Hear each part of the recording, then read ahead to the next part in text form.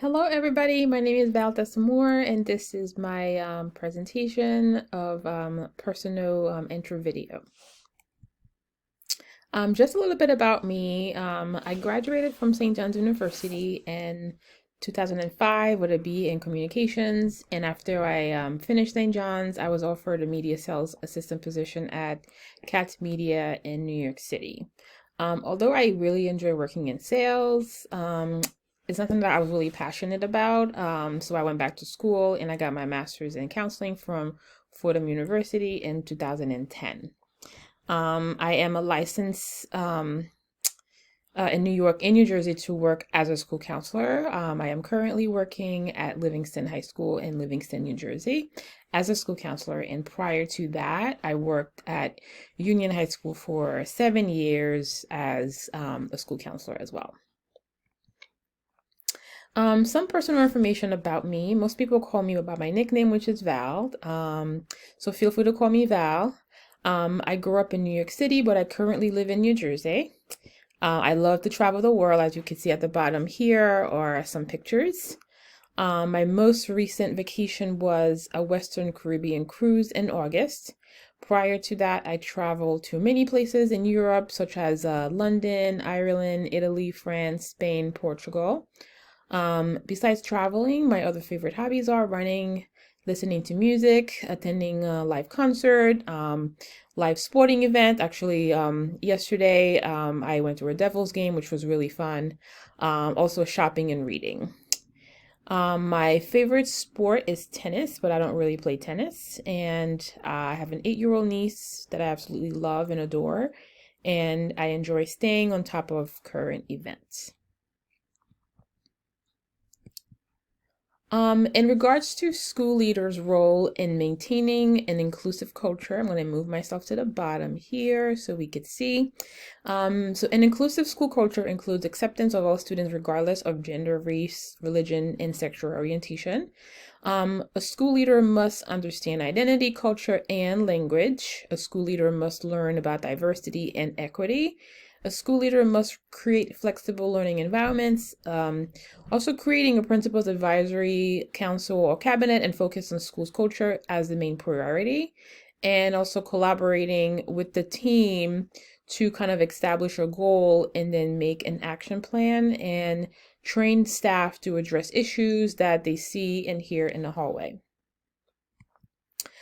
What to do if inclusive culture does not exist? I'm going to move myself up a little bit again so we can kind of see here. So 7 ways that education leaders can work to create inclusive academic settings.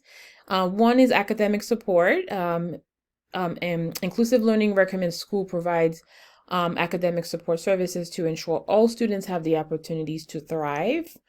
Preparing our teachers, we need highly trained teachers are vital to educating students about privileges and oppression. Many teachers do not have enough understanding of some of these topics to properly support our students in the classroom. So therefore, it's important to provide training for those teachers and counselors as well, and other support staff members so they know how to deal with this kind of problems when it arises in the classroom. Create curriculums to address concepts like privilege, oppression, global structure, and racism. Integrating student bodies, which is integrating the body population. Adjust ranking calculations, adjust evaluations, measurements to take both diversity of student population and intercultural understanding into account. Creating a respectful school community. Let's hire staff that reflect the diversity of the students and demonstrate an institutional level a respect for people of all races and economic backgrounds with all different strength. Create a space for discussion. Educators can promote inclusivity by creating environments where students can openly discuss thoughts and feelings about privileges and structural oppression. How can leaders encourage advocacy?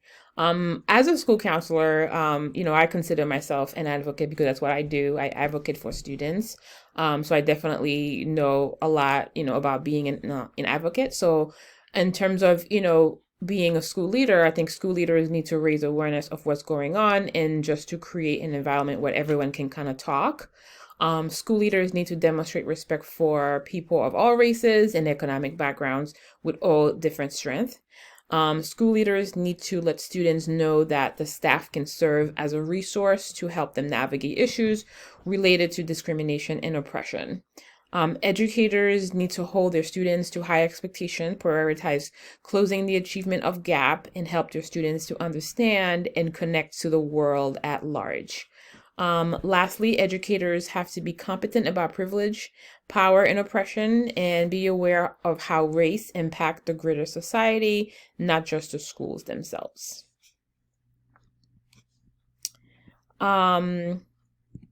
So plans and strategies, understand identity, culture, and language is important. Develop the learner's profile, know your learner, know your students, know who the students are, establish a respectful climate in a school community, learn about diversity and equity together, learn about where your kids are from, support leadership, strengthen a supportive peer culture, create flexible learning environment for students and staff, seek student feedback. It's important to hear from the student what's happening and what we could do to make it better for students.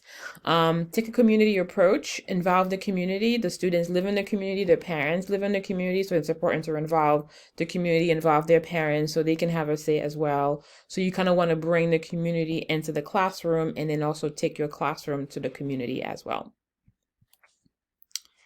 Inclusive language. Oh, I'm sorry. Just one step back. Okay, steps to change negative assumption. Use inclusive language for all races, gender, and sexual orientation, and prevent others from talking about those groups in a derogatory way. Adopt character education words like respect, acceptance, and honesty. Send staff research-based articles that focus on respectful school cultures. Send staff opinions pieces about inclusive cultures. Opinion pieces can provoke thought and debates among staff. Send staff research-based articles that address bullying of LGBT students. Establish a gay straight alliance in your school. My school has a gay straight alliance. It's great. We also have a lot of students, who are, actually we have an LGBTQ. We also have a lot of students who are starting to transitioning. So that's also has been a big part of our school culture as well. And we are starting to create gender neutral bathrooms for the students who aren't feel comfortable in using the general bathroom.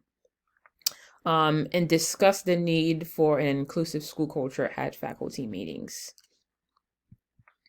This assignment give us an opportunity to introduce ourselves to one another, as well as creating relationships, which is a big part of inclusiveness and cultural responsive.